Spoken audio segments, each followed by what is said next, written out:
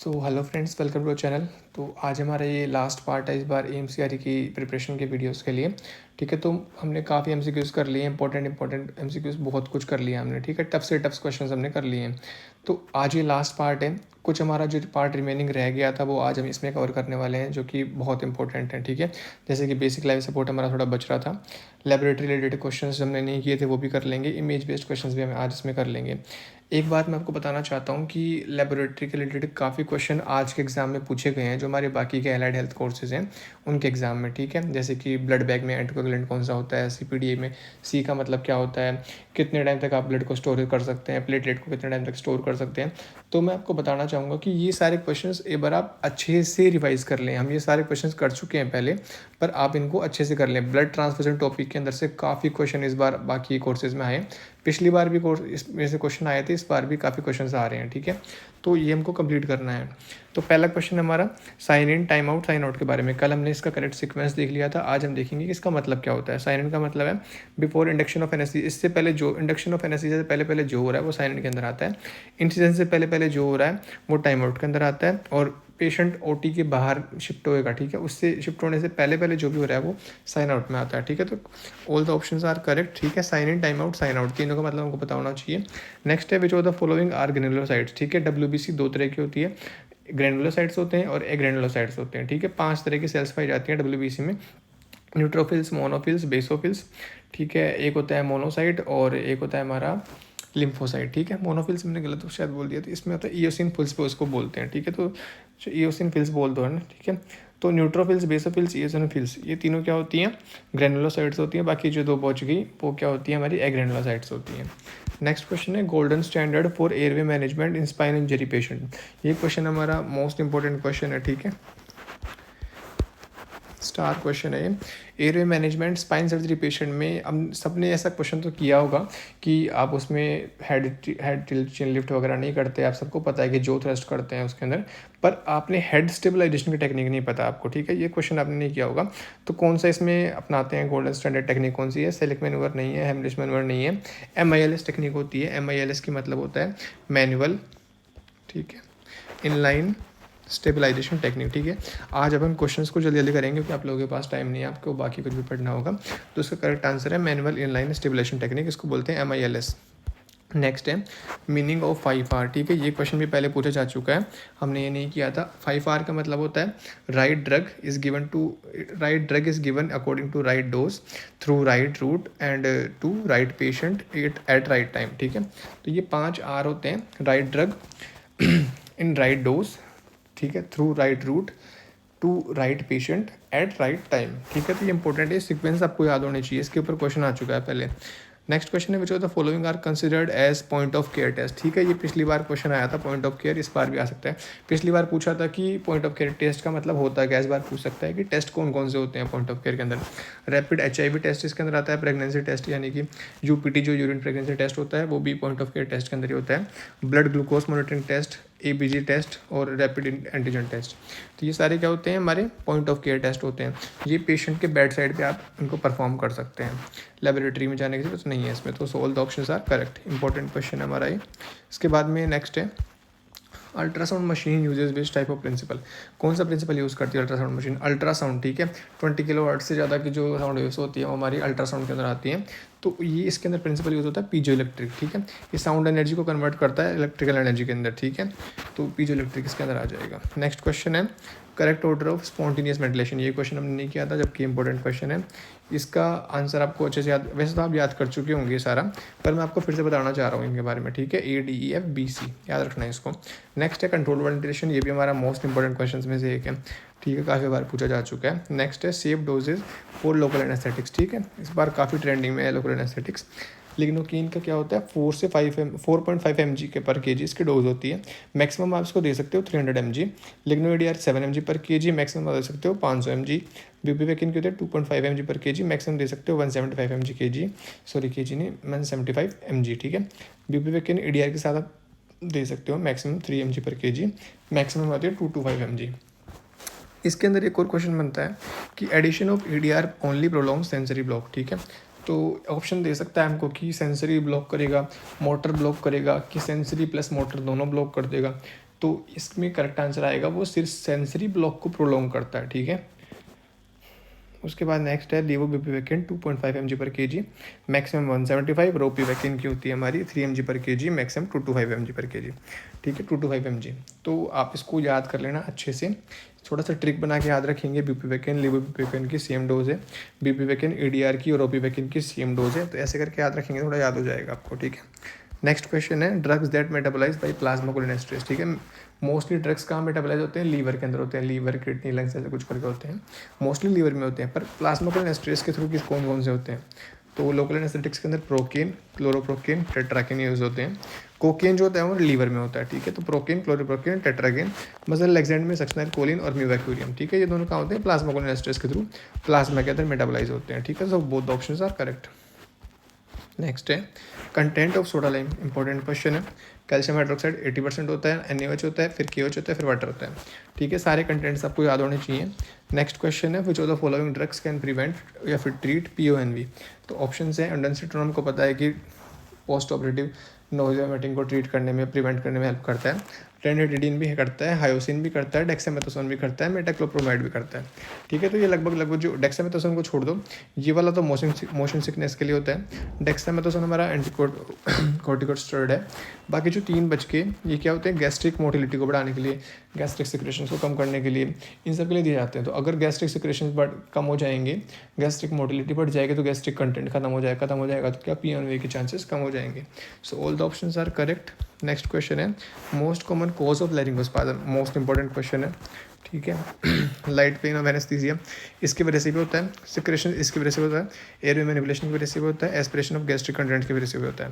पर ये पूछा है कि मोस्ट कॉमन कॉज क्या है, तो मोस्ट कॉमन कॉज हमेशा हम आंसर देंगे सिक्रेशंस की वजह से, कि अगर एक्स्ट्रा सिक्रेशन या फिर ब्लड अगर एयरवे में चला गया तो उसकी वजह से लैरिंगोस्पाज्म हो सकता है, ठीक है। तो मोस्ट कॉमन कॉज क्या है, सिक्रेशंस। हमारे सिक्रेशंस होंगे तो फिर इरिटेशन होती है, इरिटेशन की वजह से लैरिंगोस्पाज्म हो जाता है। नेक्स्ट क्वेश्चन है डिफिकल्ट लैरिंगोस्कोपी ग्रेडिंग, ठीक है। तो ये एक तो थी हमारी मलम पट्टी स्कोर, ठीक है, डिफिकल्ट इंटुबेशन के लिए, और एक ही हमारी है डिफिकल्ट लैरिंगोस्कोपी के लिए। तो ये दोनों ग्रेडिंग आपको अच्छे से याद होनी चाहिए विद स्ट्रक्चर, ठीक है, जिसको कोमैक एंड लेहन ऐसे ग्रेडिंग कुछ बोलते हैं लैरिंगोस्कोपी वाली। तो इसके स्ट्रक्चर भी आपको याद होने चाहिए, मलम पट्टी ग्रेडिंग के स्ट्रक्चर भी आपको याद होने चाहिए।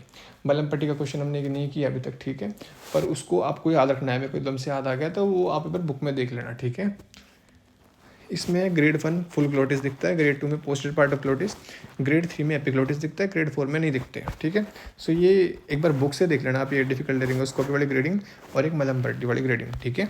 नेक्स्ट क्वेश्चन है south pole versus north pole attitude. इसके क्वेश्चन भी हमने नहीं किए थे, तो ये भी मेरे को याद आ गया, तो करवा देता हूँ। जो नॉर्थ पोल होती है उसको आप याद रख सकते हैं। देखो ऐसे बनती है, एन की तरह बनती है, उल्टा एन, ठीक है, ऐसे याद रखना है।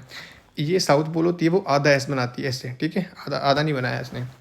तो नॉर्थ पोल बनती है उल्टा एन और साउथ पोल बनाती है आधा एस, यानी कि सी बोल सकते हैं इसको। ये वाला पोर्शन नहीं बनाया इसने, ठीक है। तो अब ये काम कहाँ पे आती है वो भी देख लेते हैं। साउथ पोल जो ट्यूब होती हैं वो अपर क्लेफ्ट, मतलब कि क्लेफ्ट पैलेट, ठीक है, ये पैपेट नहीं पैलेट है, सॉफ्ट पैलेट यानी कि ऊपर वाला पोर्शन और नेजल सर्जरी। साउथ हमारा नीचे वाला पार्ट होता है, तो ऊपर की सर्जरी इसके लिए काम आता है।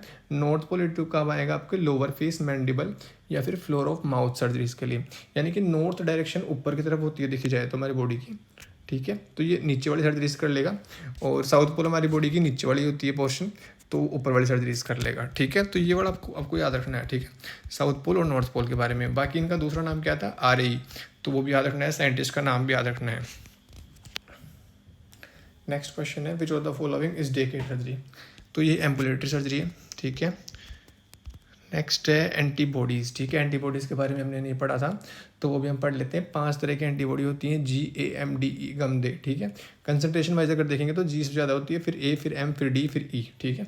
तो E सबसे कम पाई जाती है हमारी बॉडी के अंदर, G सबसे मैक्सिमम पाई जाती है, ठीक है। तो IgG एक के बारे में पढ़ लेते हैं। जो IgG होती है वो क्या करती है, प्लेसेंटा को क्रॉस करती है, और हमारी फीटस होता है, जो बच्चा होता है प्रेग्नेंट लेडी के अंदर, उसको प्रोटेक्ट करने का काम करती है, ठीक है। और या फिर बोल सकते हैं प्रोटेक्ट बॉडी फ्लूइड्स, ठीक है। और IgA है वो हमारी प्रोटेक्ट बॉडी सरफेस से प्रोटेक्ट करती है। IgM है सबसे पहले इन्फेक्शन में कोई सबसे पहले लड़ाई करने जाएगा तो वो IgM होती है, ठीक है। और लिम्फोसाइट को अगर एक्टिवेट करना है तो वो D करता है। अगर एलर्जिक रिएक्शन या फिर हाइपर सेंसिटिव रिएक्शन इसमें कुछ करना है जाके तो IgE करती है, ठीक है। तो पांचों के बारे में हमको पता होना चाहिए। नेक्स्ट क्वेश्चन है anaesthetic drugs used for day care surgery. Day care surgery में इंडक्शन एजेंट्स में प्रोपोफॉल करते हैं, ठीक है, मसल एक्सीडेंट्स में मिवाक्यूरियम करते हैं, और इनहेलेशन एजेंट्स में डेस्फ्लुरेंट करते हैं, और ओपियोइड्स में ट्रेमीफेंटानिल करते हैं, ठीक है। चारों क्लास से मैंने एक एक ड्रग दे दिया, ऑल ऑफ दिस इसका आंसर है। नेक्स्ट क्वेश्चन है, एक क्या रह गया हमारा, inhalational agent of choice for experimental studies. ये मेरे को याद नहीं हमने किया था नहीं किया था, पर ये इंपॉर्टेंट है, ठीक है। एक्सपेरिमेंटल स्टडीज़ इसके लिए क्या करते हैं, आईसो यूज़ करते हैं। एक्सपेरिमेंटल स्टडीज़ में क्या होता है कि टाइम चाहिए होता है स्टडीज़ करने के लिए, कि कोई इफेक्ट हो रहा है, इफेक्ट आ रहा है किसी चीज़ की वजह से, तो उसकी इफेक्ट देखने के लिए थोड़ा टाइम लगता है ना। तो आईसो फ्लूइड में क्या होता है कि इफेक्ट आता है, फिर थोड़ा टाइम मिल जाता है हमको, तो इसलिए एक्सपेरिमेंटल स्टडीज़ के लिए आईसो यूज़ किया जाता है। नेक्स्ट क्वेश्चन है clotting factor replacement fluid is, ठीक है, ये भी इंपॉर्टेंट क्वेश्चन है, ठीक है। क्लोटिंग फैक्टर रिप्लेस करने हैं, एल्बुमिन करेगा नहीं करेगा, प्रोटीन है, आरएल करेगा नहीं करेगा, एचईएस करेगा नहीं करेगा, एफएफपी करेगा, ठीक है, क्योंकि मेनली हमारे प्लाज्मा में पाए जाते हैं क्लोटिंग फैक्टर्स। अगर लॉस हो गया है प्लाज्मा में क्लोटिंग फैक्टर्स तो क्या करें, एफएफपी दे दो उसको, तो क्लोटिंग फैक्टर्स हो जाएंगे, रिप्लेस हो जाएंगे। अच्छा क्वेश्चन था ये। नेक्स्ट क्वेश्चन है which of the following is not a component of upper airway. Tongue part है, लेरिंग्स पार्ट है, नोज भी पार्ट है, थायराइड कार्टिलेज पार्ट नहीं होता, ठीक है, अपर एयरवे का। नेक्स्ट क्वेश्चन है OT with machines like C arm, CT scanner, MRI, ये सभी हमारे ओटीज के अंदर हैं, तो कौन सी ओटी कहलाएगी, वो कहलाती है हाइब्रिड, ठीक है, हाइब्रिड ऑपरेशन थिएटर। नेक्स्ट है नोजमोकोमियल इन्फेक्शन इज डिस्क्राइब्ड एज, जो हॉस्पिटल एक्वायर्ड इन्फेक्शन, यानी कि जो हॉस्पिटल में आने के बाद हमको इन्फेक्शन हो रहे हैं, हॉस्पिटल की वजह से हो रहे हैं आपको, ठीक है, तो वो नोजमोकोमियल इन्फेक्शन कहलाते हैं। नेक्स्ट है management of biomedical waste is based on, ठीक है, किसके अकॉर्डिंग किया जाता है, केमिकल डिसइंफेक्शन नहीं, इंसिनरेशन नहीं, सारे इंसिनरेशन थोड़ा ना करते हैं, येलो वाले जो डस्टबिन में होते हैं उनको इंसिनरेट किया जाता है, स्टरलाइज सभी को स्टरलाइज नहीं कर सकते हैं हम, ठीक है। सेग्रीगेशन एंड आइडेंटिफिकेशन ये मेन मैनेजमेंट इसके थ्रू किया जाता है, ठीक है, कि सेग्रीगेट करो और आइडेंटिफाई करो, उसके अकॉर्डिंग फिर आगे मैनेजमेंट करो बीएमडब्ल्यू का। नेक्स्ट क्वेश्चन है करेक्ट मैचिंग ऑफ ड्रग। हाँ, ये भी क्वेश्चन इंपॉर्टेंट है, तीनों हमको सेम लगते हैं कि तीनों क्या करते हैं, ये एंटीकोगुलेंट तो क्या करेगा, थक्का बनने से रोकेगा, तो उसमें आता है हेपेरिन और बर्फरीन। फिब्रिनोलाइटिक क्या करते हैं, फाइबर्स को तोड़ते हैं, ठीक है, तो स्ट्रेप्टोकाइनेस, यूरोकाइनेस, ठीक है। नेक्स्ट है एंटीप्लेटलेट, तो इसमें आता है एस्पिरिन, ठीक है। तो ये तीनों के बारे में पता होना चाहिए, एक एक एग्जाम्पल याद रखने चाहिए। नेक्स्ट क्वेश्चन है करेक्ट स्टेटमेंट अबाउट एनीमिया। तीन तरह के एनीमिया होते हैं, microcytic, macrocytic, normocytic. Microcytic anaemia होता है मेनली आयरन लॉस की वजह से, ठीक है।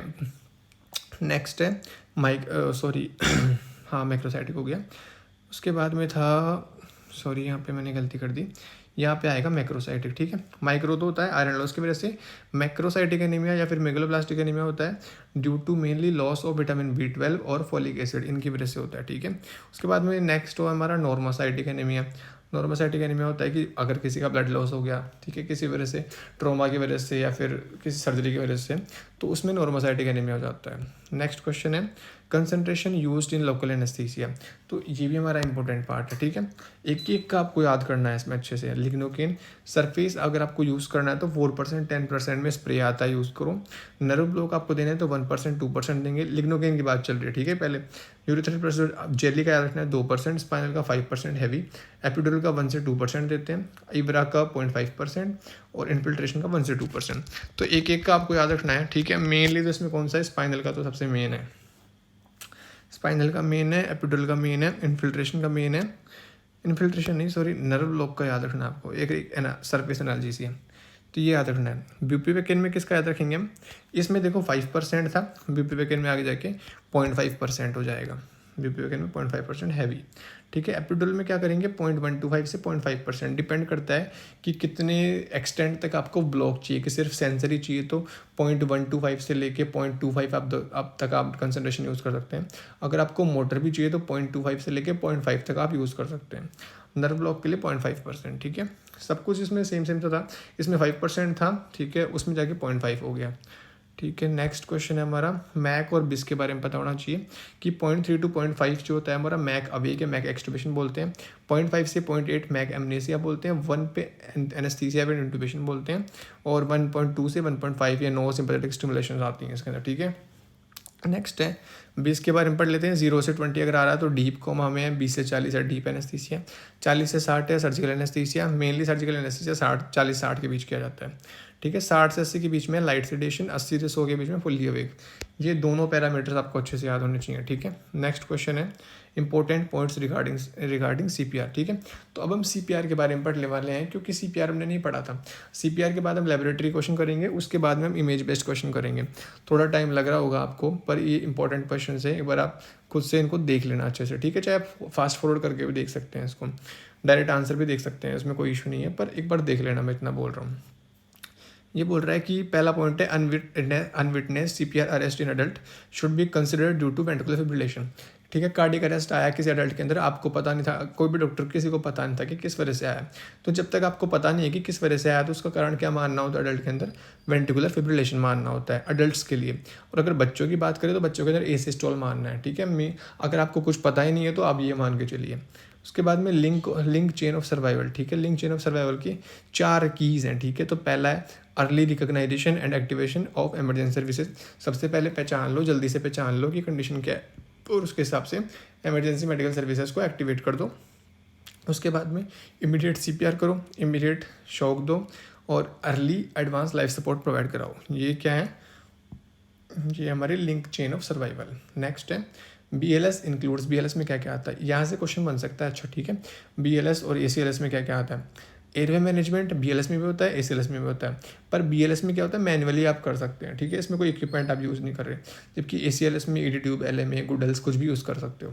दोनों के अंदर क्या है, ये डिफरेंस आ गया एयरवे मैनेजमेंट के अंदर। दूसरा है BLS के अंदर CPR होता है, तो ACLS के अंदर क्या होता है, इसमें भी CPR होता है, कार्डियक मसाज होती है। BLS के अंदर AED आता है, ऑटोमेटेड एक्सटर्नल डिफिब्रिलेटर आता है, जबकि ACLS में मैनुअली डिफिब्रिलेटर आता है, ठीक है। BLS में कोई ड्रग्स नहीं आते, ACLS में ड्रग्स आते हैं। उसके बाद में है most common reason for airway obstruction, ये भी एक अच्छा क्वेश्चन है, ठीक है। यहाँ से क्वेश्चन बन सकता है, most common reason for airway obstruction in unconscious patient. तो हम लोग सोचते हैं कि टंग फॉल की वजह से हो सकता है मोस्ट कॉमनली, पर टंग फॉल नहीं, सबसे मेन जो रीज़न होता है एयरवे ऑब्स्ट्रक्शन का, वो होता है एपिग्लोटिस की वजह से, ठीक है। उसकी वजह से ऑब्स्ट्रक्शन हो जाना। उसके बाद में अगर एपिग्लोटिस की वजह से ऑब्स्ट्रक्शन हो चुका है तो क्या करते हैं, ट्रिपल मैन्यूवर अपनाते हैं, ठीक है। ट्रिपल मैन्यूवर में क्या होता है, हेड लिफ्ट, चिन लिफ्ट, नेक एक्सटेंशन, ठीक है, और उसको वेंटिलेट करो, ठीक है। ट्रिपल मैन्यूवर में क्या आता है, हेड टिल्ट, चिन लिफ्ट और नेक एक्सटेंशन। नेक्स्ट है पल्स, जो पल्स चेक करनी होती है सीपीआर के टाइम पे, सारा सब कुछ BLS चलो मान लेते हैं चल रहा है, सीपीआर वगैरह कंटिन्यू कर रहे हैं, बीच बीच में पल्स कितनी देर में, हर कितनी देर में चेक करनी है, वो एवरी 2 मिनट्स में आपको चेक करनी होती है कि पल्स आई कि नहीं आई। और मैक्सिमम आप चेक कर सकते हो 10 सेकंड तक, 10 सेकंड से ज़्यादा अगर पल्स नहीं आ रही है तो आप कंटिन्यू CPR करो, ठीक है। 10 सेकंड मैक्सिमम है, इससे ज़्यादा गैप नहीं देना CPR के बीच में, वरना वो ख़राब हो जाएगा सब कुछ दिया हुआ पहले का भी। एवरी ब्रीथ, जो हर ब्रीथ प्रोवाइड की जाती है वो 5 से 6 सेकंड की होती है, एक ब्रीथ, ठीक है। उसके बाद में नो डिस्टर्बेंस या फिर intervention in CPR for more than 10 seconds. किसी भी रीज़न की वजह से, चाहे पल्स चेक कर रहे हो, चाहे आप एक्सचेंज कर रहे हो आपस में, 10 सेकंड से ज़्यादा गैप नहीं लगना चाहिए, ठीक है। नहीं तो क्या होगा, CO2 कंटेंट फिर से बढ़ जाएगा, तो जो आपने उसको CPR किया है वो कोई काम का नहीं रहेगा, ठीक है। उसी स्टेज पे पहले से पहुंच जाएगा वो। नेक्स्ट है माउथ टू माउथ जो वेंटिलेशन होती है, उसमें कितना % ऑक्सीजन जा सकता है, ठीक है। तो कल हमने देखा था 21% हम ऑक्सीजन इंस्पायर करते हैं, 16% हम एक्सपायर करते हैं, क्योंकि 5% यूज़ आती है। तो माउथ टू माउथ अगर वेंटिलेशन भी कर रहे हैं तो 16% तो जाएगी, ठीक है। तो ये क्वेश्चन इंपॉर्टेंट है, यहाँ से क्वेश्चन बन सकता है। एक चीज़ और बताता हूँ, जो माउथ टू माउथ वेंटिलेशन है वो ट्रेंड पर्सनस के लिए बनाई गई है टेक्निक, ठीक है। जो अनट्रेंड प्रोफेशनल्स हैं, अनट्रेंड पर्सनस हैं, उनके लिए नहीं बनाई गई, ले पर्सनस के लिए नहीं बनाया गया। तो ले पर्सनस के लिए क्या बनाया गया था, COLS, जो हमने कल पढ़ा था, कंप्रेशन ओनली लाइफ सपोर्ट्स, यानी कि सिर्फ उसमें कंप्रेशन दी जाती है, ब्रीदिंग दी नहीं जाती है, ठीक है। तो माउथ टू माउथ वेंटिलेशन अगर पूछेगा तो वो अनट्रेंड प्रोफेशनल्स के लिए नहीं है, ठीक है, ट्रेंड प्रोफेशनल्स के लिए है। उसके बाद नेक्स्ट है इफेक्टिव कार्डिक आउटपुट इन CPR। Cardiac output normally 5000 ml हम मानते हैं, 1 मिनट में हार्ट कितना ब्लड पंप करता है, 5 लीटर। तो CPR आप कर रहे हैं, इफेक्टिव अगर CPR दे रहे हैं तो 30% वो आ जाएगा, ठीक है, कार्डिक आउटपुट, यानी कि 1500 ml तो आ जाएगा CPR के थ्रू। नेक्स्ट है subclavian vein is the most preferred central line in emergency situation. ये क्वेश्चन भी इंपॉर्टेंट है कि अगर आपको सेंट्रल वेनस एक्सेस चाहिए, और वैसे तो नॉर्मली राइट IJV चुनी जाती है, ठीक है, मोस्ट प्रीफर्ड, पर अगर एमरजेंसी सिचुएशन है तो सबक्लेवियन यूज़ की जाती है, ठीक है। नेक्स्ट है fluid of choice for CPR is normal saline, ये भी इंपॉर्टेंट है। नेक्स्ट है preferred route for medication in emergency. सबसे पहले IV आप दीजिए, IV पॉसिबल नहीं है तो IO दीजिए, ठीक है। IO पॉसिबल नहीं है तो फिर IM या फिर ET दीजिए, ठीक है। तो आईवी के बाद में कौन सा प्रीफर किया जाता है? IO, intra osseous. ये लास्ट वाला जो बच रहा है आईएम या फिर ईटी। ईटी के अंदर क्या होता है कि आपको पहली बात तो डाइल्यूट करके देना होता है। दूसरी बात ये कि डाइल्यूट करने के साथ में आपको इसमें ड्रग भी ज़्यादा देना पड़ेगा, 2.5 टाइम्स ऑफ आईवी आपको ड्रग देना पड़ेगा, ठीक है। नेक्स्ट है consider termination of CPR efforts if no response for 20 minutes. Normally माना जाता है कि 6 to 8 मिनट्स के अंदर हमारा ब्रेन को अगर ऑक्सीजन नहीं मिलता है तो ब्रेन डेड हो जाता है, पर प्रैक्टिकली ऐसा नहीं देखा गया। प्रैक्टिकली ऐसा होता है कि 20 मिनट्स तक ब्रेन सर्वाइव कर लेता है अगर उसको ऑक्सीजन नहीं मिल रही है तो, ठीक है, एडिक्वेट नहीं मिल रही है तो 20 एफर्ट्स के लिए इसलिए माना गया है कि अगर सीपीआर आप कंटिन्यू कर रहे हैं 20 मिनट के अंदर वो वापस से नहीं आता, रिटर्न उसमें नहीं आ जाता पेशेंट वापस नॉर्मल स्टेट में, तो आपको सीपीआर बंद कर देना होता है, ठीक है। उसको बोलते हैं डीएनआर भी उसको बोल देते हैं, डू नॉट रिसिटेट, ठीक है। नेक्स्ट है hypovolaemia shock is the most common cause of pulseless electrical activity. हमने क्या पढ़ा था कि दो तरह के क्या होते हैं कार्डियक अरेस्ट किस वजह से हो सकता है मेनली, कि दो तरह की रिदम्स बनती थी। एक तो शॉकेबल रिदम्स थी, एक नॉन शॉकेबल रिदम्स थी। शॉकेबल में क्या आता है, वेंटिकुलर टैकीकार्डिया आ रहा था, और उधर दूसरी साइड में क्या आता था, पल्सलेस इलेक्ट्रिकल एक्टिविटी, और साथ में आता था ए सिस्टोल। तो ये क्वेश्चन पूछ सकता है कि जो पल्सलेस इलेक्ट्रिकल एक्टिविटी है वो मोस्ट कॉमनली किसकी वजह से होती है, तो वो होती है हाइपोवोलेमिया शॉक की वजह से। नेक्स्ट है अगर आपको ब्रेन को प्रोटेक्ट करना है सीपीआर के टाइम पे तो targeted temperature management is the only recommended method for brain protection, ठीक है। तो ये भी आपको याद रखना है। नेक्स्ट है कॉन्ट्राइंडिकेटेड इन सीपीआर, ठीक है।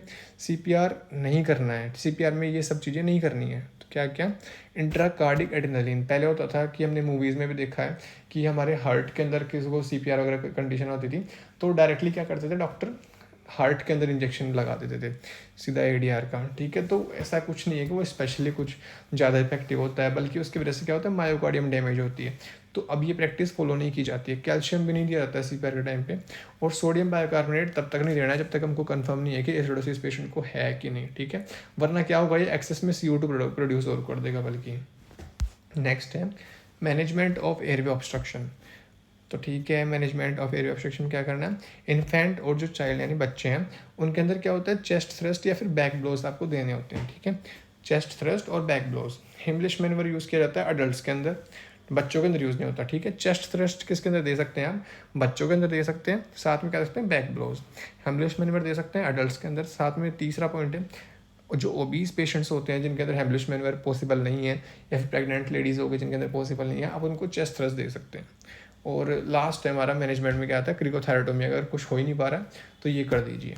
नेक्स्ट है इंडिकेटिव्स ऑफ सीपीआर फेलियर। या तो EtCO2 10 से कम आ रही है, या फिर डायस्टोलिक प्रेशर 20 से कम आ रहा है, और जो वेनस सेचुरेशन है वो नॉर्मली 75% होती है। सीपीआर के टाइम पे अगर वो 30 से कम आ रही है तो मतलब सीपीआर फेल है, अच्छे से काम नहीं कर पा रहा सीपीआर, ठीक है। तो इफेक्टिव सीपीआर डिलीवर नहीं हो पा रहा है। नेक्स्ट है डिफिब्रिलेशन, ठीक है। 2 पैड होते हैं इसके अंदर, ठीक है। तो दोनों की पोजीशन हमको पता होनी चाहिए। एक को बोलते हैं स्टर्नल पैड, एक को बोलते हैं एपेक्स पैड। स्टर्नल पैड लगाते हैं राइट इंफ्राक्लेविकुलर पोर्शन पे, ठीक है, और एपेक्स पैड लगाते हैं ओवर प्रीकोर्डियम, ठीक है, लेफ्ट साइड में। डिफिब्रिलेटर के टाइप्स 2 तरह के होते हैं, मोनोफेजिक, बाइफेजिक। मोनोफेजिक सिंगल डायरेक्शन में करंट प्रोवाइड करता है, बाइफेजिक दोनों साइड में, positive deflection plus negative deflection दोनों होते हैं। मोनोफेजिक डिलीवर करता है 360 जूल करंट, बाइफेजिक करता है 150 से 200 जूल करंट, ठीक है, एनर्जी, सॉरी करंट नहीं। Defibrillation should be done after 2 minutes of epinephrine administration. Current dose क्या होती है, डोज तो नहीं लिखना चाहिए पर मैं बता दिया पर केजी कितना होता है। तो 2 जूल पर केजी फर्स्टली जो पहली आपको शॉक देंगे पेशेंट को तो वो 2 जूल पर केजी होता है, उसके बाद सब्सिक्वेंटली 4 जूल पर केजी आप यूज़ कीजिए। नेक्स्ट है सीपीआर इन प्रेगनेंसी। इसमें क्या होता है कि लेटरल या फिर जो लेटरल टिल्ट या फिर लेटरल शिफ्ट जो था वो अभी यूज़ नहीं होता क्योंकि उसमें इफेक्टिवली सीपीआर नहीं हो पाता है। तो correct technique to achieve aortocaval compression is manual uterine displacement, ठीक है। यूट्रस को कहाँ डिस्प्लेस कर देते हैं, साइड में डिस्प्लेस कर दिया जाता है, लेफ्ट साइड में। कल हमने क्वेश्चन भी किया था, ठीक है, कि लेफ्ट साइड में डिस्प्लेस करते हैं ताकि राइट साइड का पोर्शन फ्री हो जाए। नेक्स्ट क्वेश्चन है पल्स चेक, ठीक है। अब सीपीआर के बीच बीच में पल्स चेक कर रहे हैं तो उसकी प्रायोरिटी कहाँ पे है कि सबसे अच्छी पल्स कहाँ मिल जाएगी आपको। तो अडल्ट्स के अंदर पहला कैरोटिड आता है, दूसरा फेमोरल आता है। चिल्ड्रन के अंदर कैरोटिड आता है, इन्फेंट्स के अंदर पहले आता है ब्रेकियल, उसके बाद आता है फेमोरल, ठीक है। तो ये आपको याद रखना है, स्टार है भी हमारा। नेक्स्ट क्वेश्चन है, ये भी हमारा इंपॉर्टेंट क्वेश्चन हो सकता है। कंप्रेशन वेंटिलेशन रेशियो पूछ रहे हैं। अडल्ट है, एक रेस्क्यूअर है तो 30 रेशियो दो, चाहे 2 रेस्क्यूअर हो, चाहे 1 रेस्क्यूअर हो, चाहे 3 हो के चाहे 4 हो, 30 रेशियो दो अडल्ट के लिए फिक्स है, ठीक है। बच्चों में ऐसा होता है कि एक है रेस्क्यूअर तो 30 रेशियो दो, अगर 2 रेस्क्यूअर है तो 15 रेशियो दो कर सकते हो आप, ठीक है। न्यूनेट के अंदर क्या होता है, जो न्यूली बोन्स हैं उसके अंदर ये बहुत ज़्यादा आपको फ्रिक्वेंसी बढ़ानी होती है। कंप्रेशन 30 और रेशियो ब्रीथ कितनी देनी होती है 30, सॉरी कंप्रेशन 90, ब्रीथ देनी होती है 30, ठीक है। सो रेशियो क्या होगा 3:1 हो जाता है इसका, 90 कंप्रेशन रेशियो 30 ब्रीथ, ठीक है। नेक्स्ट है, हाँ ये लेबोरेटरी के क्वेश्चन है, पिछली बार पूछे गए थे। तो 3-4 स्लाइड है लेबोरेटरी की, उसके अंदर टॉपिक क्लियर हो जाएगा, ठीक है। लेबोरेटरी का मोस्टली इतने क्वेश्चन आएंगे। तो पर्पल जो वायल होती है हमारी, ठीक है, उसके अंदर एंटीकोगुलेंट कौन सा होता है, ईडीटी होता है। पहली बात तो सबके वायल्स के एंटीकोगुलेंट आपको आने चाहिए, ठीक है। तो पर्पल में होता है ईडीटी है, किस काम आती है, सीबीसी, ब्लड ग्रुपिंग, HbA1c का पिछली बार क्वेश्चन आया था, और मलेरियल पैरासाइट, ठीक है। तो 4 के काम आती है पर्पल। रेड वायल जो होती है उसके अंदर कोई एंटीकोगुलेंट नहीं होता है, इसको बोलते हैं प्लेन वायल। तो रेड का दूसरा नाम क्या है, प्लेन वायल, ठीक है। तो इसमें क्या क्या कर सकते हैं, LFT, KFT, viral markers, lipid profile. उसके बाद में थर्ड है ग्रे कलर की, जिसमें आता है sodium fluoride. Grey colour mainly glucose के लिए याद रखो आप, G से ग्रे, G से ग्लूकोज के टेस्ट हैं वो ग्रे वायल में किए जाते हैं। लास्ट है ब्लू, जिसमें आता है सोडियम सिट्रेट, ठीक है। ये भी पिछली बार ऑप्शन में था सोडियम सिट्रेट का, तो ये ब्लू में होता है। और ये किसके लिए करते हैं, कोगुलेशन स्टडीज़ के लिए, PTI NR वगैरह के लिए, ठीक है, प्लेटलेट काउंट वगैरह के लिए ब्लू वाली यूज़ करते हैं। नेक्स्ट है टेक्निक्स रिलेटेड टू लेबोरेटरी, इसमें से भी एक क्वेश्चन आया था पिछली बार। माइक्रोबायोलॉजी में क्या क्या टेक्निक्स यूज होती हैं, स्टेनिंग, कल्चर, माइक्रोस्कोपी और पॉलीमरेज चेन रिएक्शन। क्वेश्चन आएगा PCR किससे रिलेटेड है, ऑप्शंस में आएंगे माइक्रोबायोलॉजी, बायोकेमिस्ट्री, पैथोलॉजी। ऑप्शन आएगा करेक्ट उसका माइक्रोबायोलॉजी, ठीक है। बायोकेमिस्ट्री की टेक्निक क्या क्या है, chromatography, electrophoresis, mass spectrometry, spectroscopy, enzyme assay और इम्यूनो डिटेक्शन। ये हमारी बायोकेमिस्ट्री की टेक्निक्स। पैथोलॉजी क्या है, histological and cytological staining, molecular analysis और फ्लो साइटोमेट्री। पिछली बार क्वेश्चन आया था फ्लो साइटोमेट्री का। तो पैथोलॉजी की ब्रांच होती है हेमेटोलॉजी, ठीक है। तो वही आंसर जा रहा था इसके अंदर, ठीक है। नेक्स्ट है हमारा ब्रांचेस ऑफ माइक्रोबायोलॉजी। पहले हमने क्या क्या पढ़ा, वायल्स की हमको पता होना चाहिए कि कलर कोडिंग क्या है, एंटीकोगुलेंट क्या है और कहाँ कहाँ पे आती हैं। दूसरा हमको पता होना चाहिए कि टेक्निक्स किस किस के डिपार्टमेंट के अलग अलग हैं। तीसरा हमको पता करना है कि ब्रांचेस कौन कौन सी हैं।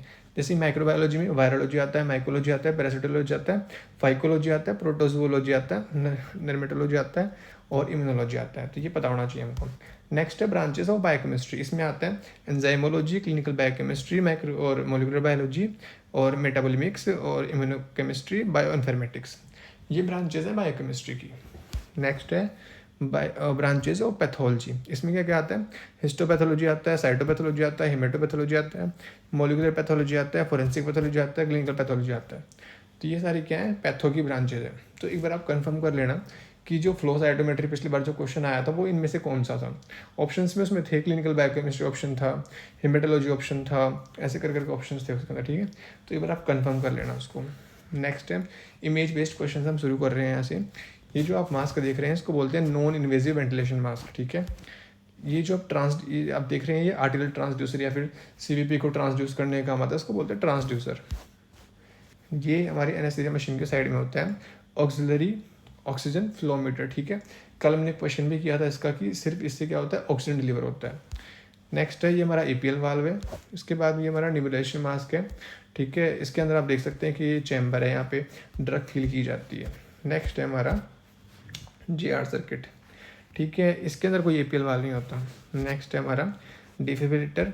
उसके बाद में ये हमारा वेंचुरी मास्क है, अलग अलग कलर कोडिंग के अकॉर्डिंग आता है, फ्लो के हिसाब से या FiO2 के हिसाब से। नेक्स्ट ये हमारा बेन सर्किट है, APL वाला आप देख सकते हैं यहाँ पे, ठीक है। उसके बाद में नेक्स्ट है ये LMA सुप्रीम, ठीक है। LMA unique, LMA supreme, Ambu LMA, Ambu AuraOnce और अम्बू करके ये 4 LMA थे जो क्या थे, डिस्पोजल फॉर्म थे, आपको याद रखना चाहिए LMA सुप्रीम, ठीक है। सेकंड जनरेशन LMA का पार्ट होता है। कल हमने एक चीज़ नहीं पढ़ी कि LMA फर्स्ट जनरेशन और सेकंड जनरेशन में डिवाइड किए गए थे। फर्स्ट जनरेशन पहले बने थे, सेकंड जनरेशन बाद में इवॉल्व हुए थे, ठीक है। तो दोनों में डिफरेंस क्या था, मेन डिफरेंस जो था कि उसमें सक्शन के लिए कोई पोर्ट नहीं था, ठीक है।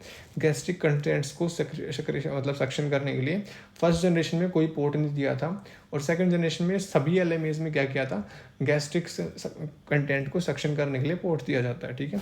तो ये सेकंड जनरेशन LMA है। इसमें एक तो वेंटिलेशन प्रोवाइड कराता है और एक पोर्ट क्या करता है, सक्शन के लिए दे रखा है। नेक्स्ट है ये लेरिंगोस्कोप का ब्लेड है, स्ट्रेट आप देख रहे हैं, ठीक है, शेप इसकी स्ट्रेट है। तो ये कौन सा मिलर है। नेक्स्ट है, इससे क्वेश्चन आ चुका है पहले 2 साल पहले, OT असिस्टेंट के नाम से पेपर था एम्स दिल्ली का, उसमें ये डायग्राम दिया था, पूछा था ये क्या काम आता है। तो ET tube curve pressure manometer है, ठीक है, कर्व प्रेशर मेजर करने के लिए होता है ये। नेक्स्ट क्वेश्चन है, ये जो ट्यूब है इसके अंदर फ्लोमीटर में कौन सी उसकी है, प्रेशर गेज के अंदर जो ट्यूब है ये उसकी जा रही है, इसको क्या बोलते हैं, बोर्डन्स ट्यूब, हमने पढ़ी थी इसके बारे में, बोर्डन्स ट्यूब, ठीक है, स्टार। नेक्स्ट है, जो ये मशीन के पीछे आपको देखने को मिलता है एनेस्थीसिया वर्क स्टेशन के पीछे, इसका नाम है योक असेंबली, यहाँ पे सिलेंडर फिट किया जाता है। नेक्स्ट है ये वाला हमारा IRST पीस, ठीक है, इसके बारे में मैपल्सन में पढ़ा था हमने, आपको याद होगा।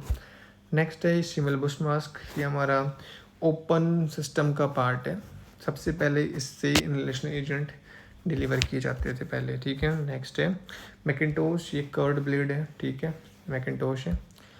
और इसके बाद में है बुलार्ड लेरिंगोस्कोप, इसके बाद में है ये मैंने आपको बताया था उल्टा N, north pole ET tube, इसके बाद में ये उल्टा S का आधा part south pole ET tube, ये हमारा EMG ट्यूब है, ठीक है। पिक्चर मेरे पास क्लियर है नहीं इसकी। इसमें क्या होते हैं कि जो वायरिंग्स होती हैं ET ट्यूब के साथ में वायरिंग्स होती हैं, जो कि रिकरेंट लेरिंजियल नर्व में जो स्टिमुलेशंस आती हैं वो डिटेक्ट करने का काम आती है। नेक्स्ट है क्रिकोथायरोडोमी किट, ठीक है, ये देख लिया आप, कैनुला जो क्रिकोथायरोड जो मेम्ब्रेन होती है उसमें, ठीक है, प्रिक करके ऐसे वेंटिलेशन प्रोवाइड करवाया जाता है। नेक्स्ट है फर्स्ट जनरेशन LMA, सबसे पुराना LMA क्लासिक, ठीक है। इसके बाद में ये भी फर्स्ट जनरेशन LMA ही है, पर ये वाइट कलर के फॉर्म में दिख रहा है आपको, देखो ये सिलिकॉन में था, येलो सा कलर का था, ये क्या है, PVC का बना हुआ है, डिस्पोजल है। तो डिस्पोजल LMA यूनिक होता है एक तो, ठीक है, तो हमको याद रखना है। LMA फ्लेक्सिबल, अगर इसको फोटो में क्लियर दिख नहीं रहा, अगर आप इसको अच्छे से जूम करके देखेंगे तो इसमें स्प्रिंग्स बनी हुई हैं अंदर की साइड, ठीक है, जैसे फ्लेक्सीमेट्रिक ट्यूब होती है वैसे फ्लेक्सिबल LMA भी आता है। तो LMA फ्लेक्सिबल भी फर्स्ट जनरेशन का ही पार्ट है।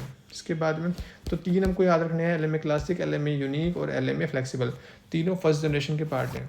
इसके बाद में है LMA फास्ट ट्रैक, ये सेकंड जनरेशन के यहाँ से शुरू हो जाएंगे अब। LMA फास्ट ट्रैक का दूसरा नाम है इंट्यूबेटिंग LMA, ठीक है, इसे आप इंट्यूबेट भी कर सकते हैं।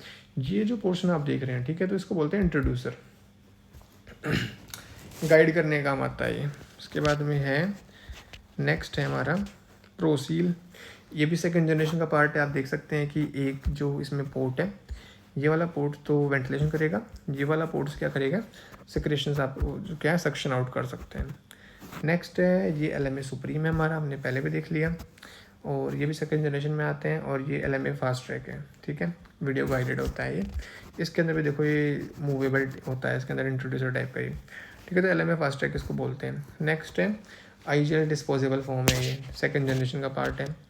गुडल्स एयरवे अलग अलग कलर कोडिंग के साथ पाए जाते हैं, इनकी लेंथ कैसे मेजर करते हैं, यहाँ से यहाँ तक सेंटीमीटर में होता है। नेक्स्ट है ये वाला पार्ट हमारा कौन सा है, ये वाला हमारा है बर्बन एयरवे है, ठीक है। बर्बन एयरवे में बीच बीच में हॉल्स पाए जाते हैं, इसको आप याद रखो हॉल्स की वजह से। ये हमारा है ओवरसेफियन फाइबर ऑप्टिक इंट्यूबेटिंग एयरवे, ठीक है, इससे इंट्यूबेशन कर की जा सकती है। ये फोटो देखो आप, इसके अंदर हो रही है, तो इसको ओवरसेफियन एयरवे बोलते हैं। सो एग्ज़ाम बेसिस के अकॉर्डिंग मतलब जो इंपॉर्टेंट पिक्चर बेस्ड क्वेश्चन थे वो भी हमने कर लिए। CPR थोड़ा बहुत CPR हमारा बचा हुआ था, वो भी हमने कर लिया। एयरवे से रिलेटेड जो क्वेश्चन थे वो हमने कर लिए। एक मलम पट्टी हमारा रह गया, तो मलम पट्टी आप अच्छे से कर लेना। बाकी मोस्टली जो जो इम्पोर्टेंट था हमारी बुक के अंदर, अजय यादव, चाहे डोर शो, चाहे बहेती हो, मैंने जो जो इम्पोर्टेंट मेरे को लगा सब कुछ मैंने आपको पढ़ा दिया है। सो इसी के साथ आप तैयार हैं मेरे अकॉर्डिंग तो कि आप आराम से अच्छे से एग्ज़ाम फाइट कर सकते हैं।